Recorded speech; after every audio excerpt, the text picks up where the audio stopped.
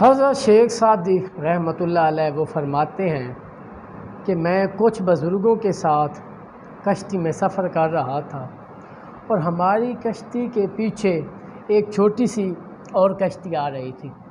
تو اتفاقاً وہ چھوٹی جو کشتی تھی وہ ڈوب گئی اور اس میں موجود دو بھائی جو تھے وہ بھنور میں پھنس گئے۔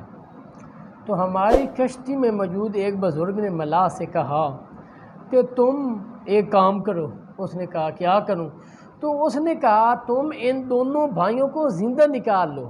ان دونوں کو زندہ نکالا تو تمہیں ہر ایک کے بدلے میں جو ہے کچھ انعام دوں گا، کچھ رقم دوں گا، کوئی دینار دوں گا۔ تو ملاح نے دریا میں چھلانگ لگائی اور ایک بھائی کو اس نے زندہ بچا لیا، جبکہ جو دوسرا تھا وہ مر گیا۔ تو شیخ سعدی صاحب کہتے ہیں کہ میں نے ملاح سے کہا کہ یہ زندہ اس لیے بچ گیا کہ اس کی زندگی ابھی باقی تھی، جبکہ جو دوسرا تھا اس کا وقت مقرر تھا اور وقت پورا ہو چکا تھا، اس لیے تو اسے نہیں بچا سکا۔ تو ملاح نے شیخ صاحب کی بات سنی اور مسکرا دیا۔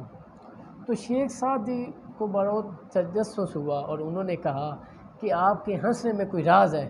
تو پلیز وہ شیئر کریں۔ تو اس نے کہا جی آپ کی بات درست ہے، اس کا وقت مقرر تھا تو وہ مر گیا، مگر اس کی ایک وجہ اور بھی ہے، اور وہ یہ ہے کہ ایک مرتبہ جنگل میں میں سفر کر رہا تھا اور دوران سفر میں تھک گیا تھا، تو یہ بھائی جو بچ گیا ہے اس نے مجھے جو ہے نا اپنے اونٹ پر بٹھا لیا تھا، اور جو بیچارہ مر گیا ہے اس میں نے بچپن میں مجھے نا ایک مرتبہ بہت کوڑے مارے تھے جس سے میری دل آزاری ہوئی تھی۔ تو حضرت شیخ سعدی صاحب رحمۃ اللہ اس کی وضاحت کرتے ہیں کہ ہمارے لیے اس میں سبق یہ ہے کہ ملاح نے جو بات ملاح کی میں نے سنی تھی،